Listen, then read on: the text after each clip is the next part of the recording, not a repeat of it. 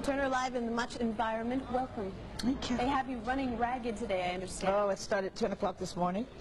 And you have to talk. I'm talking about myself all day, all night. I can't stand me. But Tina, there's so much to talk about. First of all, we have the book, I, Tina. Now, I've never actually had the opportunity to talk to someone who has written, I guess you'd call it, is it an autobiographical account? Of my life, yeah. With also a third-person approach in it as well. Yes. So how does one remember details of your life from so long ago? What did you I think that's personal, to be able to remember details. I've always had a really vivid memory of my life and of visual, sometimes not names or not places, but things that happen or incidents. What was it like going through and having to relive a lot of the memories of being of your youth and your adolescence? Did it trigger certain emotions as you went through the Only with the death of the first cousin, I was tearful, but everything else was just conversation. You also recorded a few new songs. Well, you recorded some older songs for a forthcoming film, an album, which is film, album, book, tour. So let's talk about the album. When you recorded this album, you re-recorded old tracks. So when you did that, again, you must have that deja vu feeling of being in the same. No, you didn't. No, I think you might think that this happens with some people. That wasn't my experience at all. Most of the songs that's in the album I've been doing for some years. Proud Mary, Nutbush is in the show presently. I've been doing throughout the years. I haven't been to America, but I've been working other parts of the world successfully, and those songs have been just working. Disco Inferno, Shake a Tail Feather, all of those songs I stopped doing about 5 to 7 years ago. So, you know, they were easy. The songs that was just ordinary was all of the old songs that's in the beginning of the movie, starting from the time of my career, 1960, A Fool in Love, Think It's Gonna Work Out Fine. Gosh, what were some of the others? The blues, Rock Me Baby, You Know I Love You Baby, those ones. This is the cover of Vanity Fair, which a lot of people have seen. Fantastic. And what's interesting is in this article, they're talking about all different aspects of your life and of your career, and the story of Ike is really drawn out. And I want to ask you something that I've noticed about a lot of women that I know. What do you think attracts women to bad men? Oh, God. Yeah, this is a question that demands too much thinking. It's personal. It's karmic. It's personal attractions of the, how do you call the secret man sometimes. Ike wasn't a choice of mine. I didn't choose it. It was something that happened in a relationship, coming from a friend and a business, etc. But I also was not a woman that he chose. We weren't each other's type in that sense. So it's very difficult to answer a question like that. I just see it happening around me all the time, that there's the nice guy and the bad guy. Yeah. And they always go for astrology could tell you those kind of, you know, astrology tells you about these, explains this type of thing. Oh, in what way? Well, it's dealing with personalities and attractions. Astrology, like horoscope and that kind of thing? Yeah, but you must get time of birth and where you were born and all of that kind of stuff to actually get fact. You believe in a lot of things that really help you get through some tough times and also just to get through your normal life. And I understand that you do a lot of chanting. I meditate daily. I've been so interested in Buddhism. I've been picking up books about it because I think it's so appropriate for this age of environmentalism and ecology. How did you discover Buddhism? There was a practice of people spreading the word, so to speak, in the middle 70s, I would say, 75 on. And they called it shakabuku. It's an oriental term, but it's telling the word about a form of another philosophy to help your life, to change your life. And at the time I was Baptist, and I decided to test it because I wanted to change my life. And I kept with the Lord's Prayer until I decided that the philosophy was good for me, that I believed in it, it was positive, and that it would help me. And it did. It has. Could you explain to me just a little germ of what that philosophy is? Well, the philosophy is based on change in the life. If you know not to blame others, then you understand that all of the blame is basically from another lifetime, your own doings, then you manifest. You have the ability of changing all of that you've done or making it lighter by getting in with sound and rhythm. Sound, we speak all the time, the rhythm of words. It works with the subconscious mind, and slowly you change your way of thinking, and by so you lessen your karma. If you don't change yourself, everything stays the same because you never have the innate ability to think about normal thinking what you do to change whatever you've done another time or this time. But the subconscious mind is the one that works, not the conscious mind. So is that where the chanting comes in? That's right. You say the words, the same sounds and the rhythm twice a day for as long as you can to help yourself. How long do you do it for? I do it every day for half an hour, sometimes longer if I have it. And is it like taking a shower or something when you're finished? No, it's difficult. It is. Because you're saying the words, it's like a constant, and you're saying the words on top of it. So it's like talking a lot, really, but you know, but you're meditating, and eventually you get to a place where you're quiet within it.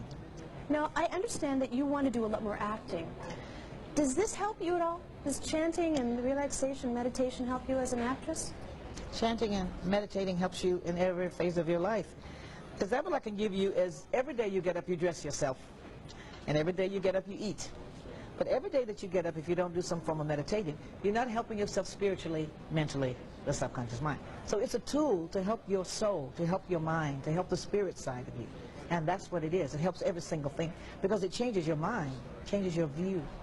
Oh, it's very important because that's who you are. That's right. And you need that help. People don't realize it. Let's play some music, and we'll come back and chat, and we'll give you a little break. Perfect. So okay. This is the brand new video from Tina Turner. It's called I Don't Want to Fight. I Don't Want to Fight. And this is the only new song. There are two more. Two brand new ones. Yeah, this is the theme for the movie, I Don't Want to Fight. Then there are two more. One written by Terry and Graham Lyle, and I'm sorry, Terry Britton Graham Lyle, the What's Love producers, and also one written by Bryan Adams. Oh, great. Okay, well, let's play the brand new video. Oh, it's the Galactic premiere, which means first time ever seen in the world right here on Much Music. That's right. Tina Turner on Much.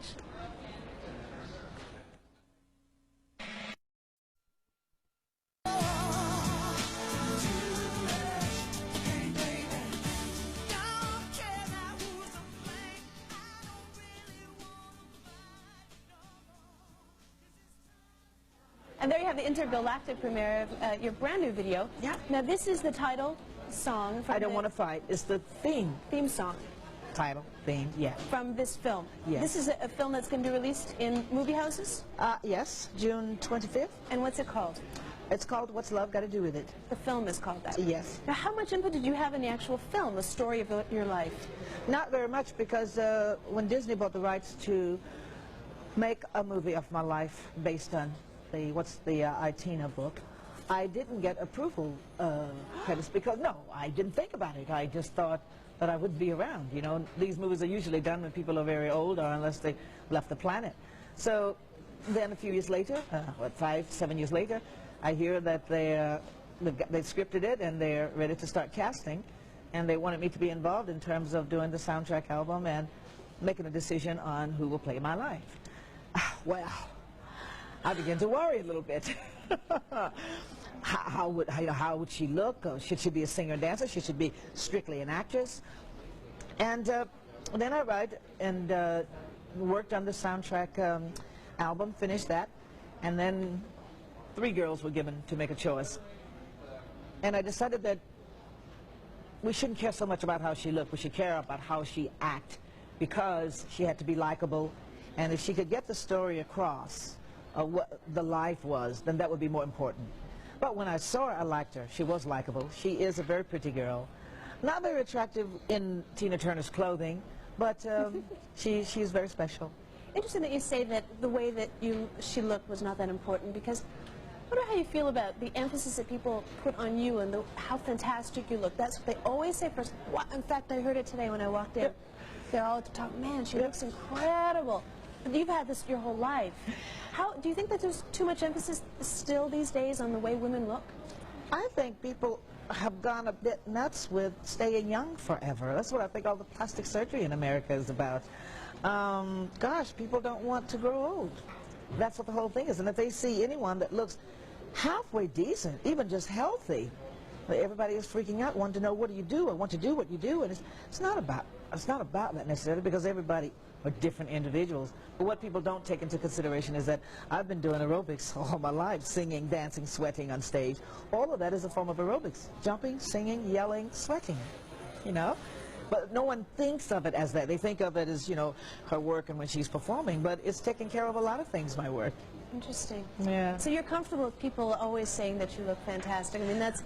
It gets a bit much sometimes, especially lately. I've been in radio stations every morning, and people are almost freaking out with it, you know. And what can really get a bit nervous when they say, "Oh, you look so great for your age. You look so great for your age." It's, well, I don't think that's even true, though. I mean, you have a great sense of style. but listen, there are a lot of 50-year-old women today that look great. There are My a lot mom. of, you see what I mean? There are a lot of women today that look 30 years, that are 30 years old that look like they're in their 20s.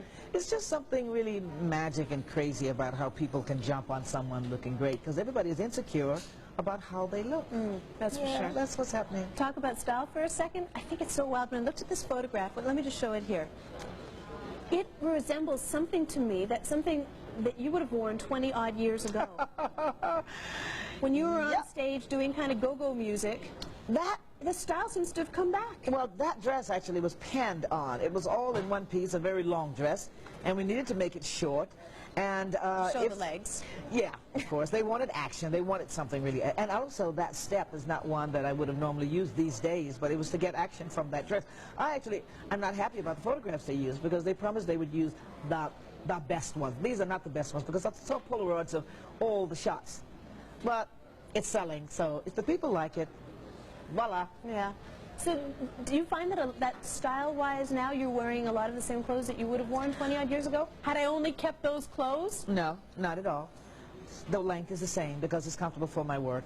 No, I don't want any of those clothes I had from the past. I don't particularly care about a lot of the fashion today, the bell-bottoms and the hip huggers. I won't do it. It's not, unless something comes very unique. Some styles I will let pass, and I will stick with basic traditional things in that time. But I also understand that you're just trying to get away from the whole rock and roll mama thing, you know, that you're a lot more sophisticated and you're an actor now. And no, that's not exactly true. I wouldn't call myself sophisticated. I did say that I've refined a lot of things in terms of manners, etc. I'll always do rock and roll. It's my music. It's my style. I'm comfortable with it. It's what I do best.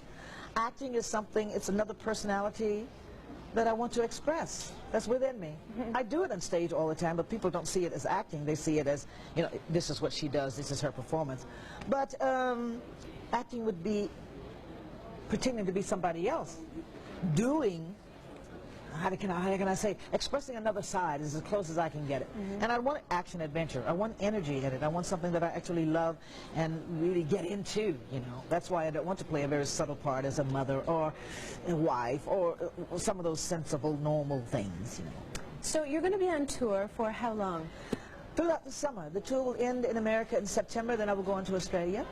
Now, I mentioned this before when you first came in, that I saw you perform for 4 nights. I saw all 4 nights in Switzerland about 4 years ago. Yeah. And I don't care how old you are.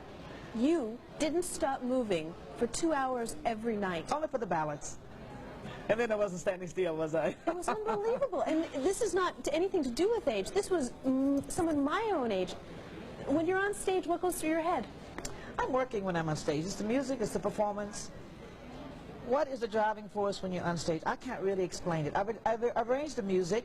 I've arranged my choreography. I have a crowd there that's waiting for me to perform to. They're into it. They're loving every minute. And it becomes a reunion between me and the audience. I'm not thinking of how tired I am. Maybe for a few seconds I'm wet and I'm... But then, who cares then? The crowd is not caring about how I look at that point. We're all having a good time. And I would say, as close as I can remember, sometimes there are tough nights. A biorhythm is a little down, or a headache, a flu, something. But still, it's my life, and I've done it for so long. I think I just get an automatic pilot, and I go through with it. Cool lady. It's a pleasure talking to you. Thank you. So, pick up the book, I, Tina. You can pick up Vanity Fair and read the story, the sort of very condensed. What else? You can buy the CD or cassette, or you can go see the movie based on Tina's life, or go catch her live in concert when she comes to Canada. That's right.